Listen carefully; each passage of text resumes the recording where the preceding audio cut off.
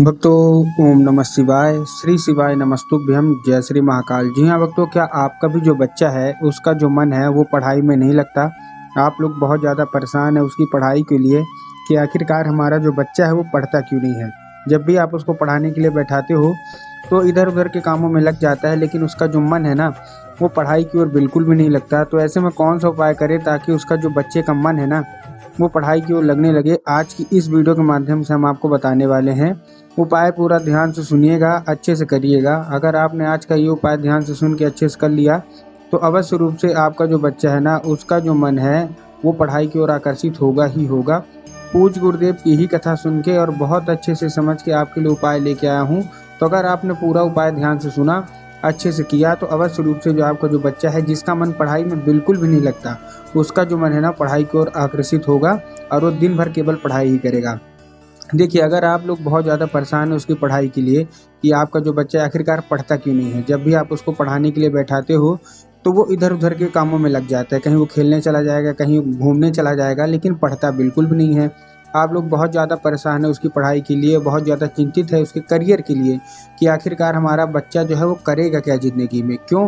क्योंकि वो क्लास में भी बहुत कम नंबर लाता है, फेल हो जाता है, उसका जो मन है ना पढ़ाई के लिए नहीं लगता।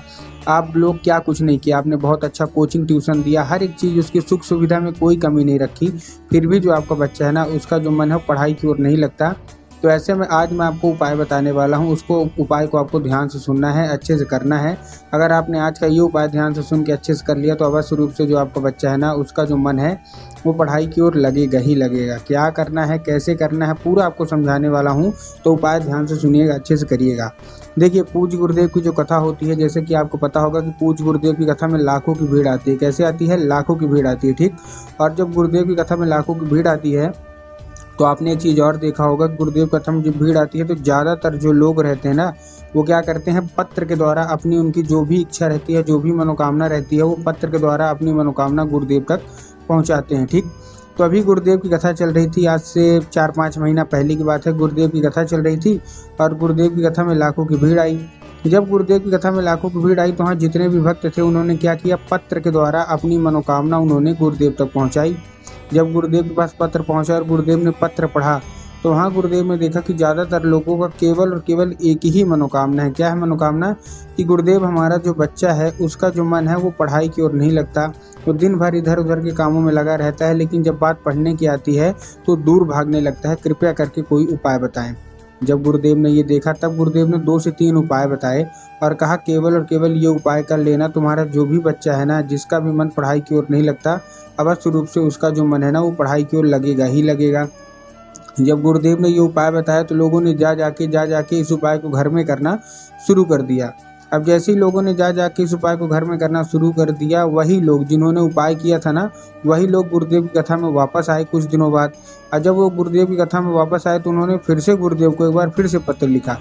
लेकिन ये वाला जो पत्र था ये गुरुदेव को धन्यवाद के रूप में पत्र था कि गुरुदेव धन्य हो आपका, आपके द्वारा बताया गया उपाय हमने कर लिया है, हमारी सारी की सारी मनोकामनाएं पूरी हो गई है। हमारा जो बच्चा था जिसका मन पढ़ाई में नहीं लगता था, अब उसका जो मन है ना पढ़ाई की ओर आकर्षित होने लगा है, वो अपने आप बिना कुछ बोले बिना कुछ कहे पढ़ने लगा है। आपका कोटि कोटि धन्यवाद, ये केवल आपका ही किया हुआ है और महादेव ने ये कमाल कर दिया है।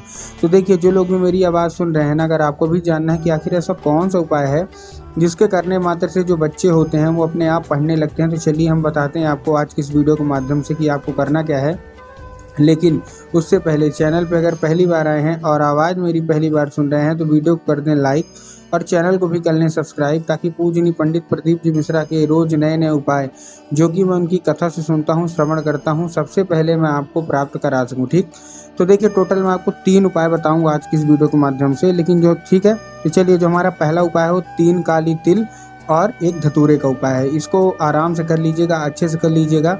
अगर आपने इसको अच्छे से कर लिया ना तो अवश्य रूप से आपका जो बच्चे का मन है पढ़ाई की ओर लगेगा ही लगेगा। इस उपाय में देखिए आपको करना क्या है।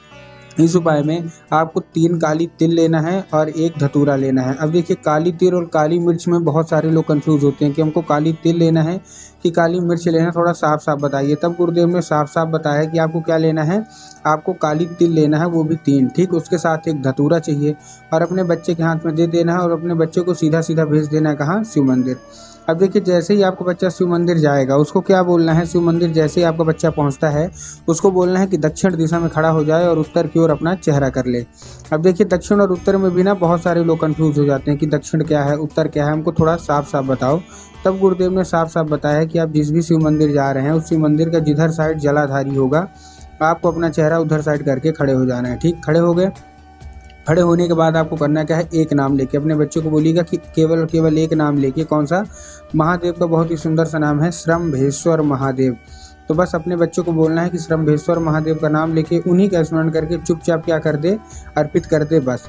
पूज्य गुरुदेव कहते हैं कि अगर उसने श्रम्भेश्वर महादेव का नाम लेके उन्हीं का स्मरण करके चुपचाप अर्पित कर दिया तो अवश्य रूप से महादेव खुश होंगे ही होंगे। ये था हमारा पहला उपाय। अब हम चलते हैं दूसरे उपाय की ओर। ये जितने भी माता पिता हैं उनको करना है। इस उपाय में आपको करना क्या है, देखिए इस उपाय में आपको एक लाल फूल चाहिए। क्या चाहिए, केवल और केवल एक लाल फूल। ठीक, लाल फूल आपने ले लिया। अब लाल फूल कोई सा भी हो सकता है, गुलाब का ले लीजिए, गुड़हल का ले लीजिए, जो भी आपको पसंद है आप गुलाब का फूल लीजिए, मतलब लाल फूल आप ले लीजिए। अब सबसे अच्छी बात इस उपाय की क्या है कि इस उपाय को आप अपने घर में कर सकते हैं, मतलब आप कहीं और जाने की ज़रूरत नहीं है, केवल और केवल आप अपने घर में इस उपाय को कर लीजिए।